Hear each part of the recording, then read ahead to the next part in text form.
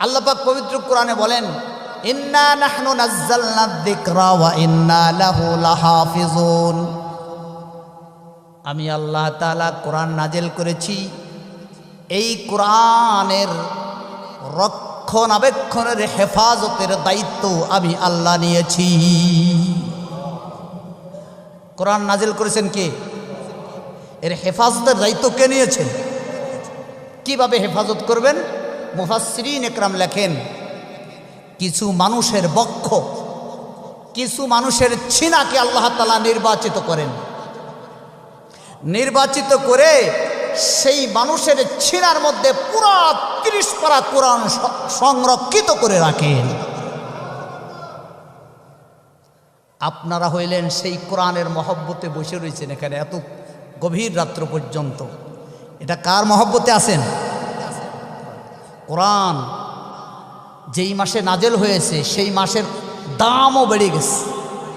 রমজান মাসে কোরআন নাজেল হয়েছে না?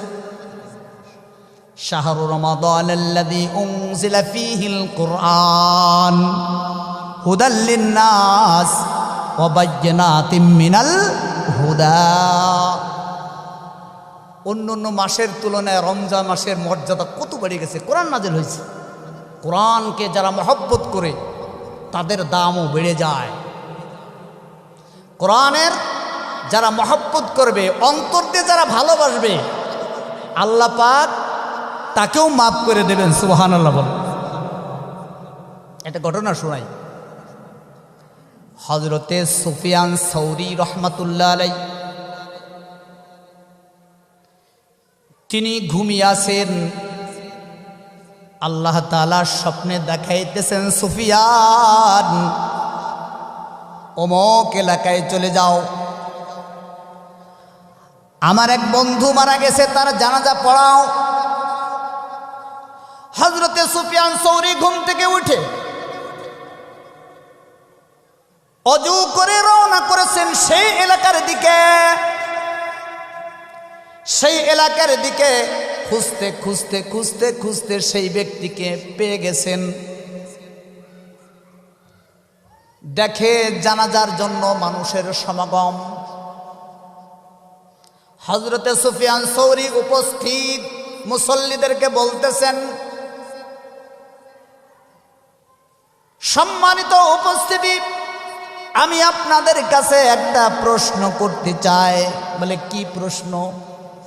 বলে, যার জানাজায় আপনারা উপস্থিত হয়েছেন এই লোকটি কেমন ছিল?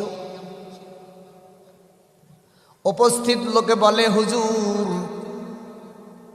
এই লোকটি সাধারণ ব্যক্তি ছিলেন, তেমন গ্রহণযোগ্য তেমন কোনো ব্যক্তি ছিলেন না, নামি দামি কোনো ব্যক্তি ছিলেন না।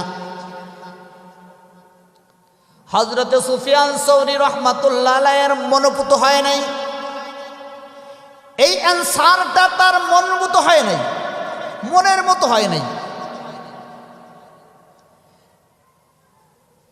তিনি সরাসরি বাড়ি চলে গেছেন। তার সদস্যবৃন্দদের কাছে বলতেছে, আপনাদের কাছে প্রশ্ন, যেই লোকটা মারা গেলেন আপনাদের তো আপনজন, এই লোকটা কেমন ছিল?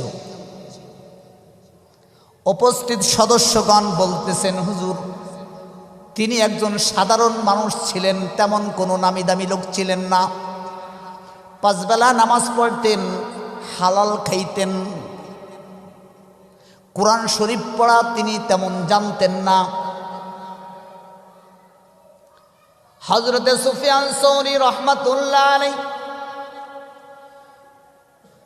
এই প্রশ্নের উত্তর, এদের উত্তরও সুফিয়ান সৌরির মনোভূত হয় নাই, মনের মতো হয় নাই।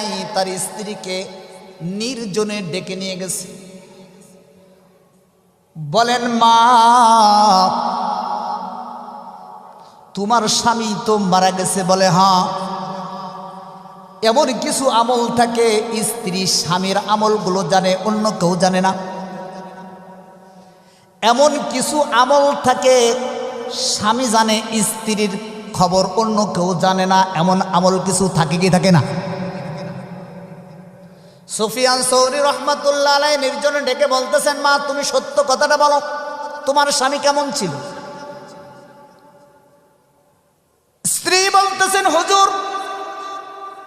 সাধারণ মানুষই ছিলেন, কোরআন শরীফ জানতেন না, কোন রকম 5 বেলা নামাজ পড়তেন, হালাল খাইতেন। সুফিয়ান সৌরি বলেন, বিশেষ কোনো আমল তোমার জানা আছে কিনা? স্ত্রী বলে, হুজুর একটি আমল আমার জানা আছে, আমি প্রতিদিন তাকে দেখতাম একটি আমল করতো। বলে, কি আমল? বলে, প্রতিদিন ফজরের নামাজ পড়িয়া মসজিদ থেকে বাড়ি আসিয়া ওই যে তাকের পরে পবিত্র কুরআনুল কারীম থাকতো, তিনি কুরআন শরীফ পড়তে পারতেন না,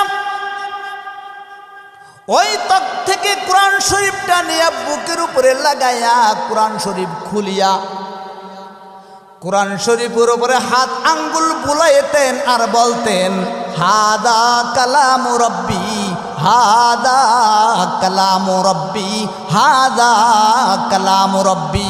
এটা আমার আল্লাহর কালাম, এটা আমার আল্লাহর কালাম, এটা আমার আল্লাহর কালাম। এই আমলটুকু করতেন, কুরআন শরীফ তো জানতেন না। হযরতে সুফিয়ান সৌরি রাহমাতুল্লাহ আলাইহি বলেন, ওয়াল্লাহি হাদা হুয়া, আল্লাহর কসম, এই যে আল্লাহ তাআলা আমাকে যে স্বপ্নের মাধ্যমে জানাই দিয়েছেন আমার ওলি মারা গেছে, এর কারণ হলো এই একটাই, তার কলিজার মধ্যে, যদিও সে কোরআন পড়া জানতেন না, তারপরে তার কলিজার মধ্যে কোরআনের ভালোবাসা এমন ছিল